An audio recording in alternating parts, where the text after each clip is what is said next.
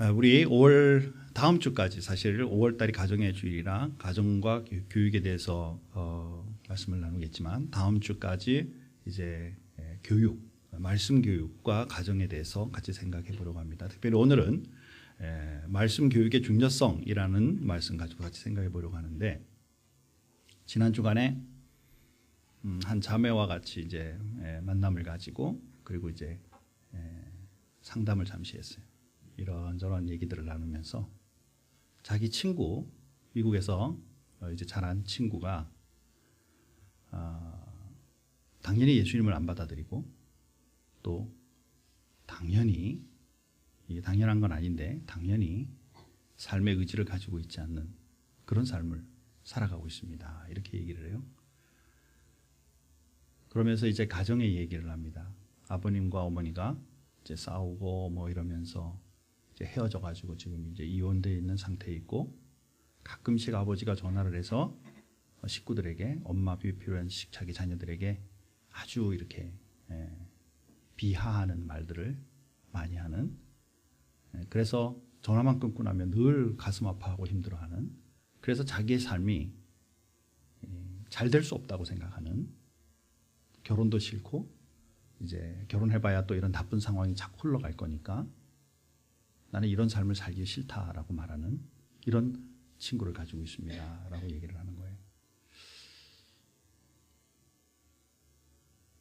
우리 미국 내에 우리 한인들, 특별히 자녀들을 데리고 유학 오거나 혹은 이민을 온 분들은 대다수 마음속에 이 자녀들이 잘 되기를 바라고 그동안에 살던 삶에서 벗어나서 정말 윤택하고 아름다운 삶을 살기를 원하는 마음으로 오셨고 실제로 그렇게 살아야 되는데, 이 자매는 그 당연함이 좋은 쪽으로가 아니라 나쁜 쪽으로, 왜냐하면 부모님과 가족의 지금 흐름이 그러지 못하기 때문에, 그래서 자기에게는 그것이 당연화되어 있고 그것이 흘러갈까 봐 두려워서 자기의 삶에 대해서 이제는 더 이상 확장하지 않는 그런 마음을 가지고 있다, 이렇게 얘기하고 있고 나누게 되었어요. 이 아픔이 사실은 이 자매에게만 해당할까? 우리 주변에 있는 많은 미국 내에 있는 우리 주변의 사람들, 또 우리 한인들 사이에는 정말 그분 하나만 있고 다른 분들은 정말 그런 일들이 없는 그런 상황일까? 대화를 하면서 정말 친구에게 꼭 필요한 것은 예수님을 만나야만 한다. 정말 하나님을 만나야만 삶이 변화되는 거지, 상황에 있는 모든 지금 세상적인 그런 윤택함이나 이런 걸 추구하다가 결국에는 마음을 충족하는 일은 결코 일어나지 않을 거다. 위에서 정말 기도 많이 하고 나도 위에서 같이 기도할 테니까 예수님을 만나 삶이 변화되는 것을 곧 보는 축복이 있기를 바란다. 상담을 그렇게 마쳤어요. 그리고 나서 이제 오늘 말씀을 준비하면서 이리저리 인터넷 조사도 하고 논문도 조사를 하고 이렇게 하다 보니까 한국에 지금 많은 사람들의 삶의 가치관, 이것이 짧은 30년 속에 상당히 빠르게 변화되고 있고 이것을 논문으로 쓰고 있는 이런 것을 제가 발견하고 읽으면서 오늘 이것을 꼭 나눠야 되겠다, 이런 생각을 했어요. 먼저 이거 나누기 전에 여러분들에게 하나 질문이 있습니다. 특히 결혼한 사람들, 가훈을 한번 얘기해 볼 수 있겠습니까? 헐, 갑자기 그런 질문을 목사님. 우리 옛날 제 어르신들은 많은 분들은 집에 딴 건 몰라도 이거는 해야 된다. 가화만사성 뭐 이런 거, 그죠? 지족 이런 거, 그렇죠? 뭔가 이런 게 좀 있었어요. 물론 그게 당연히 성경으로부터 출발해서 성경적인 그 배경을 가지고 자녀들에게 위한 것이면 가장 좋은 것이지만, 예수 안 믿던 많은 어른들도 분명히 그게 있었어요. 여러분들은 그걸 가지고 계시나요? 결혼 안 한 우리 형제 자매들, 나는 결혼해서 이제 자녀들을 낳고 우리 가정이 생기면 적어도 인생 사는 것만큼 이거 한 것만 하나만큼은 중요시 여기고 꼭 자녀들에게 내가 강조하고 가르치겠다 이런 생각이 있으신가요? 어쩌면 이것이 우리 가정에 우리가 속한 가정의 가장 중요한 가치관이 될 수 있을지 모르겠어요. 사실 이것이 너무 요즘 시대는 희박해져 있죠. 많이 변화되어 있고 그냥 그래 잘 살면 돼, 행복하면 돼, 이 정도의 수준에서 삶을 진행하고 있지는 않나. 자, 먼저 이제 말씀을 들어가기 전에 현 시대의 가치관, 특히 한국에서의 가치관을 잠시 한번 보죠. 자, 이 논문은 2010년에 서강대학교에서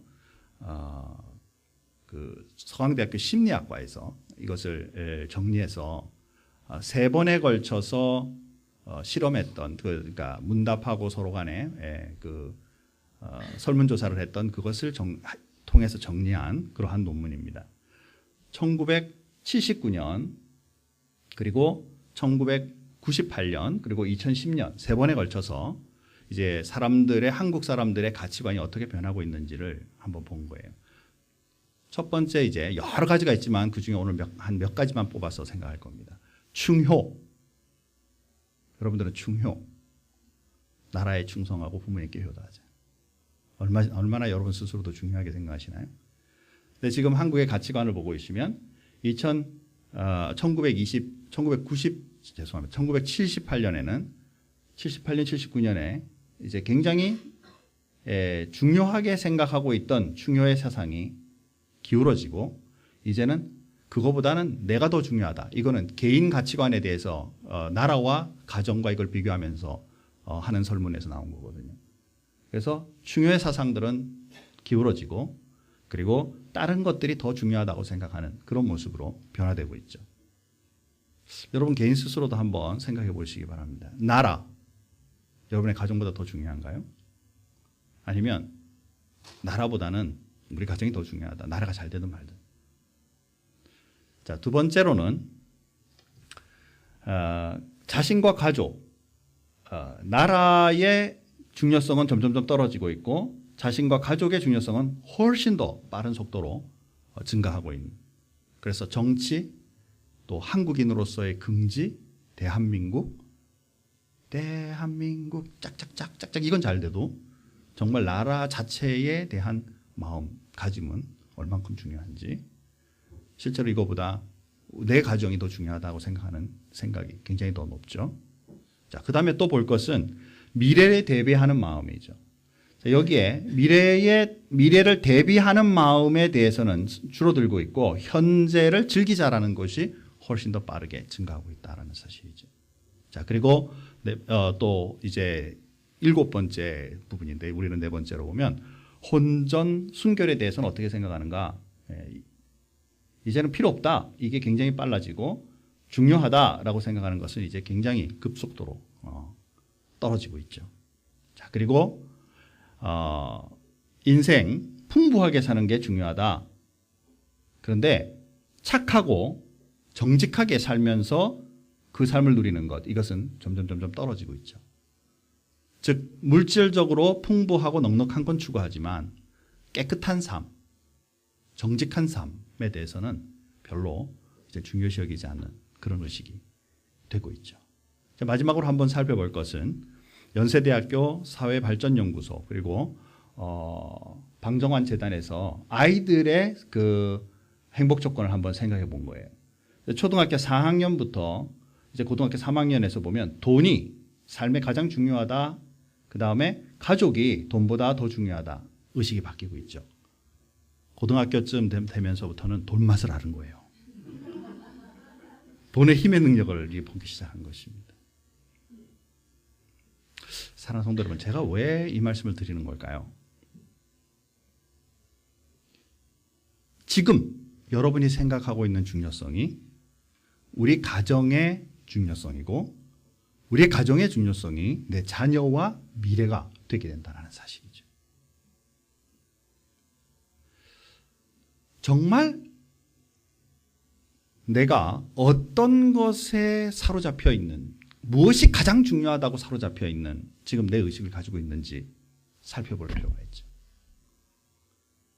지금으로부터 수천 년 전에 오늘 본문의 말씀을 통해서 하나님께서 이스라엘 백성들에게 뭐라고 말하느냐면 계명을 자녀들에게 제대로 가르치라라는 말씀을 하게 되죠. 오늘 이 이스라엘아 들으라 라고 말하는 이 들으라, 뭐 아마 여러분들 많이 여기저기에서 들은 적이 있으실 거예요.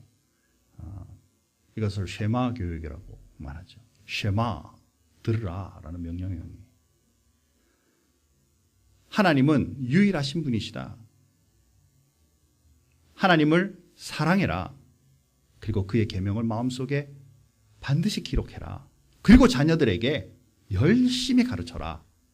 그리고 그것을 하나님의 말씀을 이마에다가 손에다가 문설주에다가 그것을 달아두어서 그 말씀을 기억하고 그 말씀을 지켜라 라고 말씀하죠.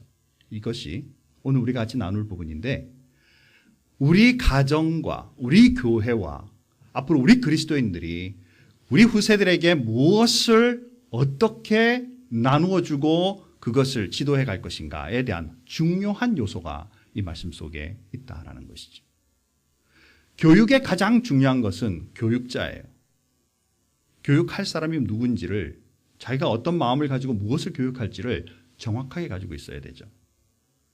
자, 그렇기 때문에 오늘 본문 말씀 5절과 6절에 보면 교육자는 이 마음이 제일 먼저 기본적으로 가지고 있어야만 한다라는 말씀을 하고 있게 된다는 것입니다. 자, 한번 보시죠. 5절과 6절 말씀. 한번 다 같이 읽겠습니다. 큰 목소리로 내 자신에게 스스로 한번 얘기한다라고 생각하시고 다 같이 한번 읽어보겠습니다. 너는 마음을 다하고 뜻을 다하고 힘을 다하여 내 하나님 여호와를 사랑하라. 오늘 내가 네게 명하는 이 말씀을 너는 마음에 새기고. 자, 첫 번째로 교육자인 부모, 우리 교회 학교의 교사, 앞으로 복음을 전하게 되고 많은 사람들에게 복음으로 나아갈 사람들의 가장 중요한 첫 번째 핵심은 하나님을 사랑하라라는 거예요. 당연한 거 아닙니까, 목사님? 당연한 걸 당연하게 지키라라는 거예요. 당연한 걸 정말 이 세상에 어떤 것보다 하나님이 우선시되는 그 삶을 나는 살아가고 있고 실제로 나는 그 삶이 중요하다. 여기라는 것이죠. 이때 세 가지의 중요한 포인트를 얘기하고 있습니다. 마음을 다하고 뜻을 다하고 힘을 다하여. 다른 말로 말하면 전인적으로라는 말이에요. 내 가지고 있는 걸 모든 것을 하나님 사랑하는 데 다 두라 그 말이에요. 아멘 하셨어야 돼요. 기다렸어요. 내가 인생 어떻게 살까? 내가 학교를 어떻게 갈까? 내가 어디다 취직을 할까? 내가 어떤 사업을 할까? 라고 나가기 이전에 이 모든 것의 기본 되시는 분은 하나님이시고, 하나님은 이 모든 것의 주관자이심을, 주인 되심을 나는 믿는다라는 것을 교육자는 제일 먼저 경험하고 있고 그 심정을 가지고 있고 믿고 있어야 된다는 사실이에요. 이때 마음과 뜻과 그리고 가지고 있는 힘 모든 것, 이 모든 것에는 우리가 가지고 있는 이 파워만이 아니에요. 하나님이 여러분에게 주신 물질, 지식, 시간, 모든 영역 속에서 이 모든 것조차도 하나님 사랑하는 데 다 쓸 수 있습니다.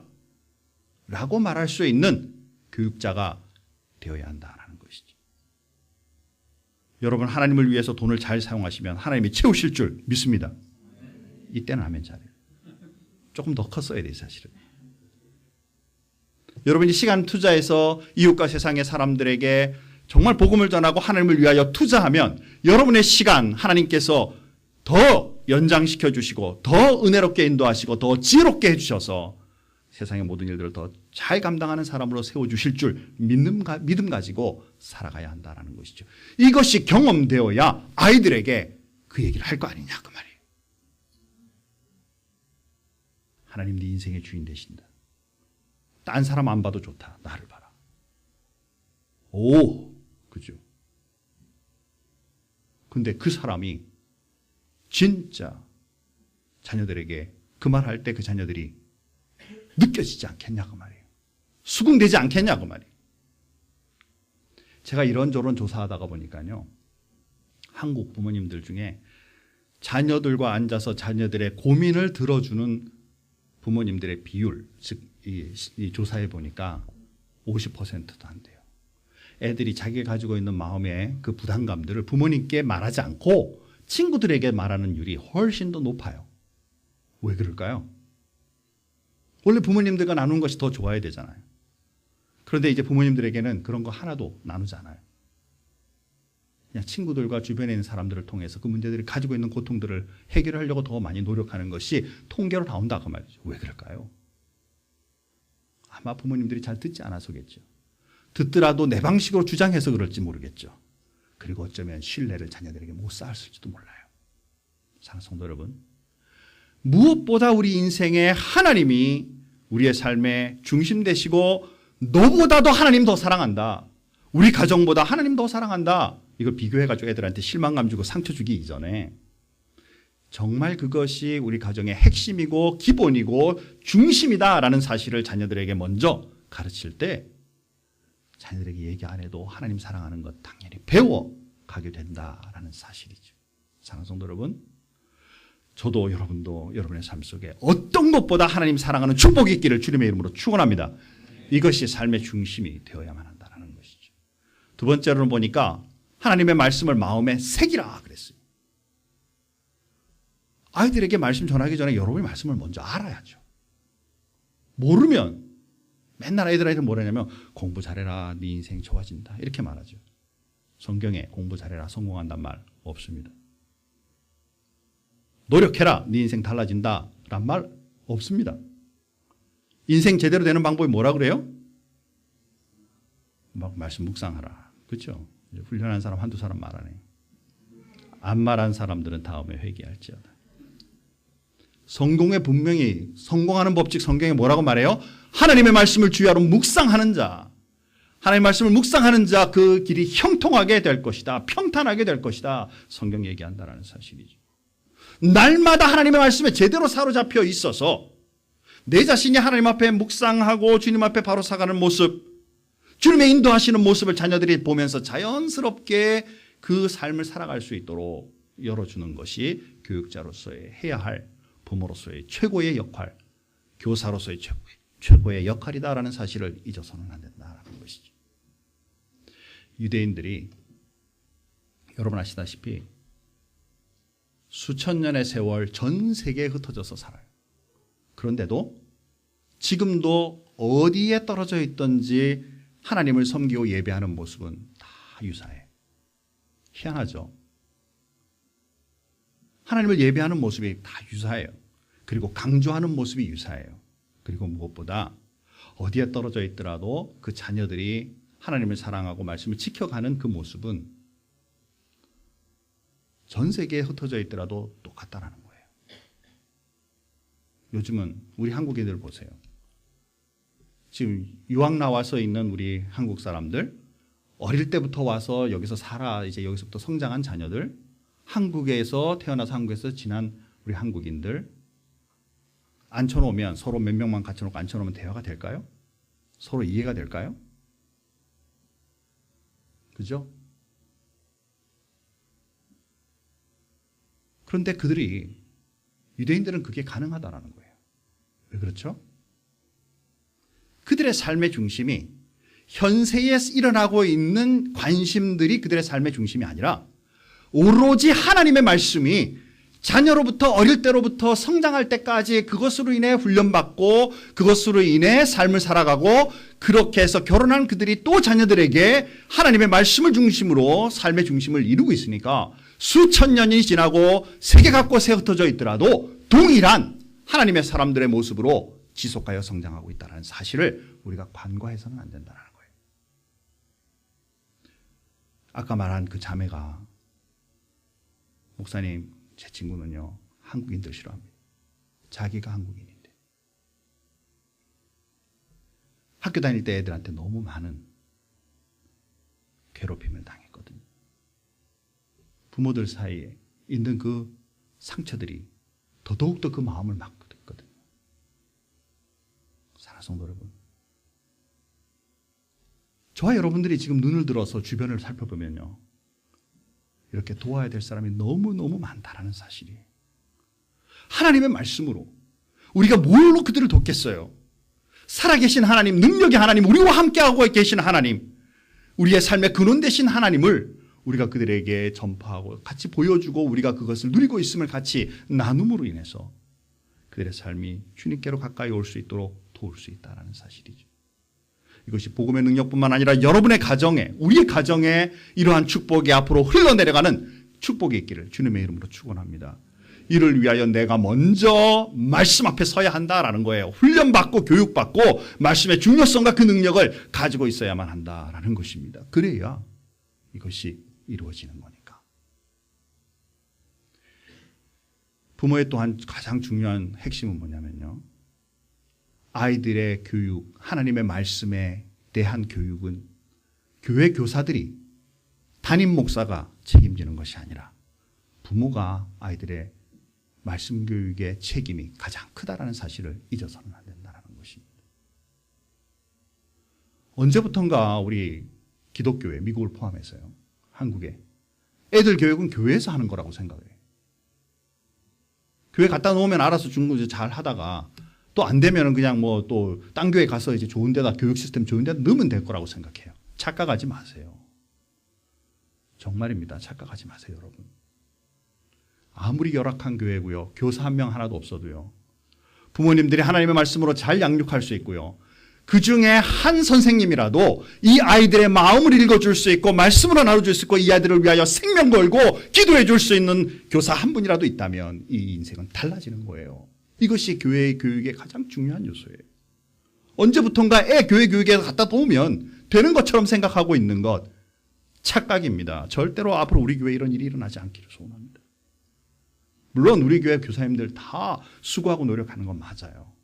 그러나 그것은 두 번째예요. 첫 번째는 여러분의 자녀, 여러분의 스스로 말씀으로 키울 수 있는 능력의 사람들이 되어야 되고 부모들이 되어야만 성경적이고 그것이 제대로 된 교육이다라는 것을 잊지 말자라는 것입니다. 사랑하는 성도 여러분, 먼저 여러분 스스로 하나님 앞에 이것을 잘 정리할 수 있기 바랍니다. 하나님, 나에게 말씀의 능력을 주십시오.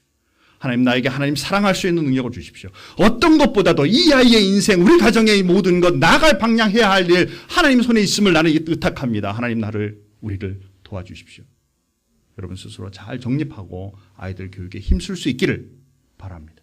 그리고 우리 교회들이 다 움직여서 또 함께 기도해주고 이 아이들을 세워주고 주님 앞에 말씀으로 양육하여 어우러지는 이 교육으로 인해 우리 미래가, 기독교의 미래가, 큰빛교회의 미래가, 여러분의 가정의 미래가 주님 앞에 서는 축복이 있기를 주님의 이름으로 축원합니다.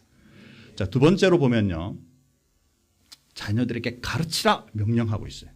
이 가르치다라는 단어는요, 영어로 보이시죠? impress. 그냥 writing이 아니라 찍어서 쪼개어가지고 새기라 그 뜻이에요. 원어 살펴봤습니다. 아이들에게 조각하여 말씀을 하나하나 정말 자세하게 가르치라라는 거예요. 여기 보니까 그 앞에 무슨 말씀이 있습니까? 그 앞에 자, 7절 말씀 다 같이 한번 읽어볼까요? 내 자녀에게 부지런히 가르치며 집에 앉아있을 때든지 길을 갈 때든지 누웠을 때든지 일어날 때든지 이 말씀을 강론할 것이며. 자, 네 가지의 부분을 말합니다. 첫 번째, 앉아있을 때든지 길 갈 때든지 누워있을 때든지, 이 누워서는 누워 자다라는 뜻까지 있어요. 그렇기 때문에 자기 전에도 말씀으로. 일어날 때든지, 이때 앉았다가 일어나는 게 아니라 누웠다가 이제 자다가 깨는 것까지 포함이 되어 있어요. 이게 무슨 얘기인가요? 항상, 그렇죠. 언제나. 아이들은 아이들이에요. 하지 마. Yes, yes, yes, yes, ma'am, yes, ma'am. 한번 하고 나면 다시는 안 하는, 딱 완전히 진짜 뭐랄까요, 완벽해져가지고 하지 마. 알겠습니다. 다시는 하지 않는. 이러면은 얼마나 좋겠어요, 그죠? 하지 마. 2번, 3번. 자, 한 3살쯤 된 우리 부모님들 애들에게 똑같은 거 몇 번 가르쳐야 되나요?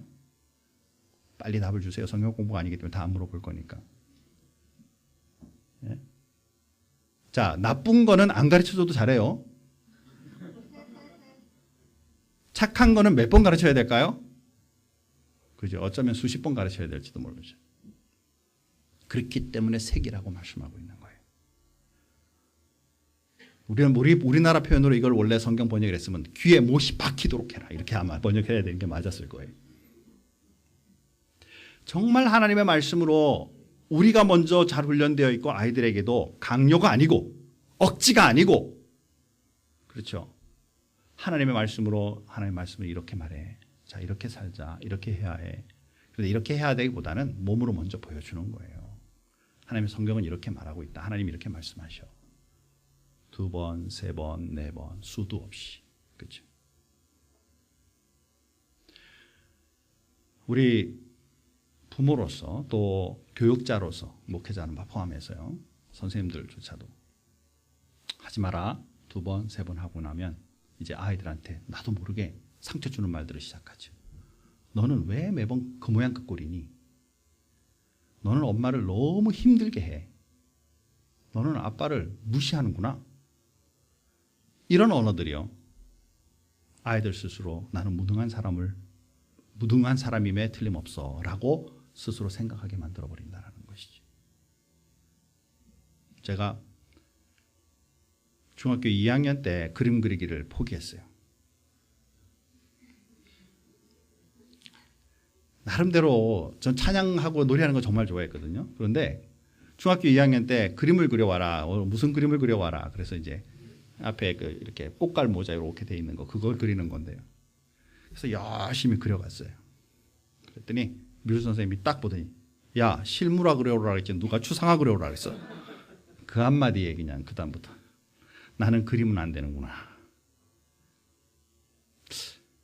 말 한마디가 사람들의 미래 바꿀 수 있어요. 정말 바꿀 수 있어요. 그다음부터 정말 그림을 안 그립니다. 그죠? 못돼 처먹어가지고.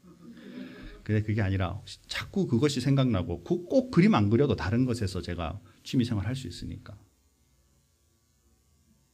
다른 데서 대안들을 찾게 만들고 아이들이 하나님이 아닌 딴 곳에서 허전함을 채우게 우리 입을 통해서 만들 수 있다는 사실이죠. 자녀들에게 무엇을 가장 중요시 여기고 이 일을 할 것인가?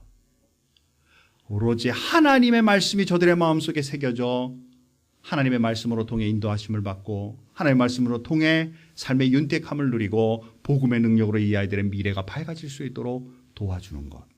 이것이 우리가 아이들에게 꼭 가르치라, 새기라 라는 말씀의 핵심이 되어야 한다는 것이죠. 사랑하는 성도 여러분, 힘들고 어려워도 하나님의 말씀으로 잘 아이들 양육할 수 있는 믿음의 부모들 되기를 주님의 이름으로 축원합니다. 또한 우리 아직 청년들 나는 결혼도 안 했는데 그러지 마시고 아이들 우리 미래의 교육의 목표들 자녀들이 또 우리 교회 어린아이들이 내가 말씀을 가르칠 때 이런 마음 가지고 같이 말씀을 가르치자. 그리고 결혼했을 때 이 마음을 놓치지 말자라는 것이죠. 자, 세 번째로 표를 삼으라 그랬습니다. 이마에다가 손에다가 그리고 문에다가. 자, 그림을 보여드려야 재밌잖아요. 그죠?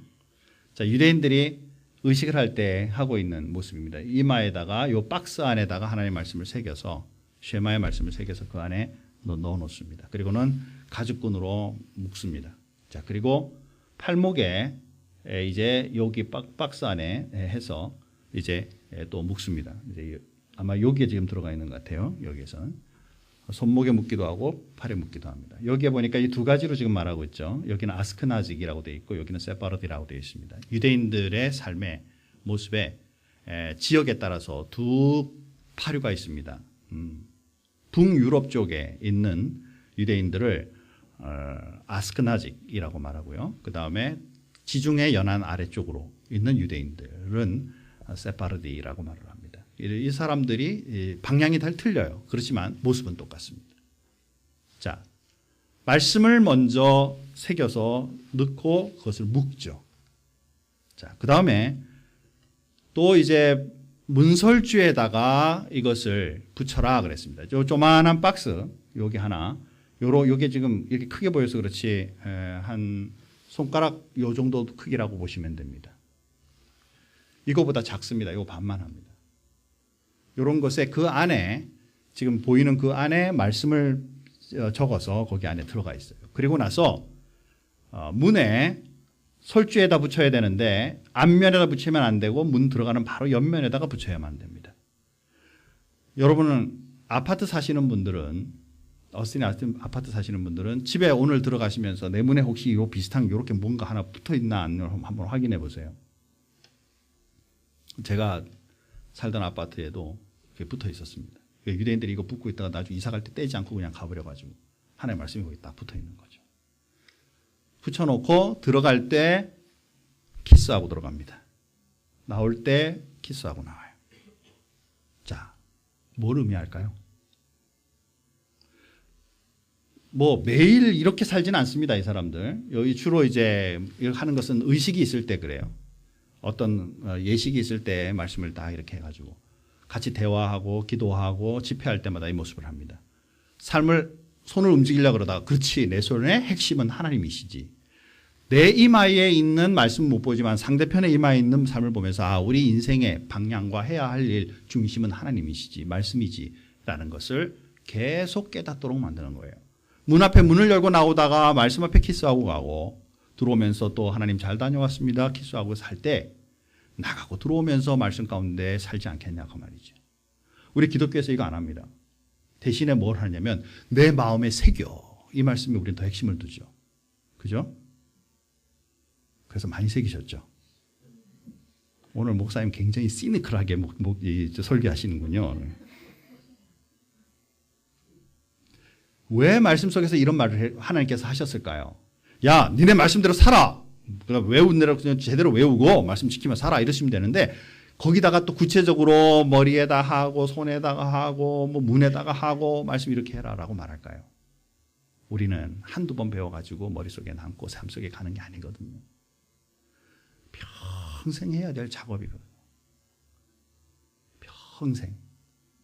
제자 훈련하고 나면 우리 앞에 올라올 때마다 말하냐면 양육반 빼고 다른 분들은 뭐라 하면 수레바퀴가 잘 안 돼서 수레바퀴가 잘 안 돼서 훈련 안 받은 사람은 수레바퀴가 도대체 뭐냐 도대체 기독교에 뭐 특별한 게 있냐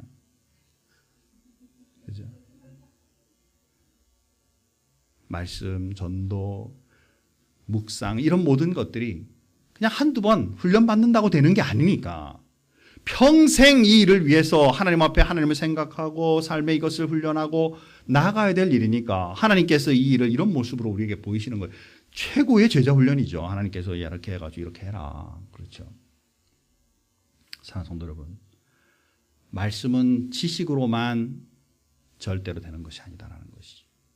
철저히 훈련하고 철저히 내 것이 될 때까지 적은 말씀 하나라도 철저히 그것을 지키고 주님 앞에 순종하며 나아가며 두 번째, 세 번째 그 가지수가 점점 많아지면서 평생 주님 앞에 살아가다 보니 어느새 하나님 앞에 서는 그날까지 말씀으로 훈련되고 살아가는 그 모습을 견지하기 위해서 하나님께서 이것을 주시는 것이다라는 것이죠. 내가 먼저 말씀에 서야 하고 자녀들에게 이것을 가르쳐야 하며 그 다음에 실제로 이것이 나도 우리 자녀들도 실무화될 수 있도록 몸에 익도록 아직 우리는 이 일을 계속해야만 할 것이다 라는 것입니다. 말씀 정리해보죠. 저와 여러분의 삶 속에 아이들 가르쳐야 된다는 거 잘 압니다. 지금까지 얘기하면서 맞아 나도 말씀에 바로 서야지. 그래 자녀들에게 내가 다른 것보다도 정말 앉았을 때든지 섰을 때든지 누웠을 때든지 일어날 때든지 내가 말씀 가르쳐야지 라고 생각하겠지만 무엇을 어떻게 가르치실래요? 하다 말다 하면 안 돼요. 그죠? 야 오늘 우리 가정예배 드린다 모여. 그래 놓고 한 2주 열심히 드리다가 3주째부터 그 다음에 빠져가지고 또 한 1년 아니다가 또 설교 말씀 한번 듣고 야 가정예배 드려야 돼 모여. 어릴 때는 그냥 뭐 해야 되나 보다고 앉지만 중학교 고등학교쯤 가면 모여 그러면 아 바빠요 나 그리고 가버려요.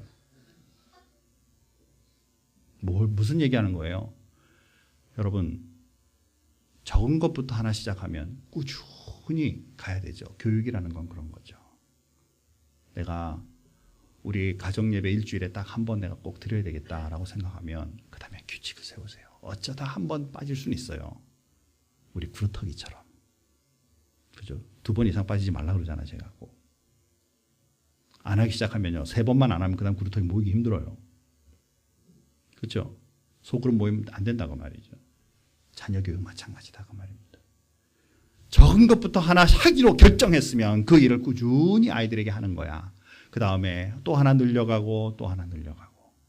사랑하는 성도 여러분, 이것이 우리 가정교육의 핵심이 될 수 있기 바랍니다. 우리 큰빛교회가 이 일을 잘 조직화하고 그 다음에 체계화해서 여러분들이 가정에 돌아가서 자녀들에게 무엇을 어떻게 규칙적으로 해야 할 것인지, 교회 학교에서 이 말씀을 어떻게 규칙적으로 이것을 가르칠 것인지, 그리고 우리 어른들과 예배 속에서 이것을 어떻게 실천하고 구체적으로 갈 것인지를 꿈꾸며 우리 부모님들이 제대로 할 수 있도록 체계를 잡아가기를 소원합니다.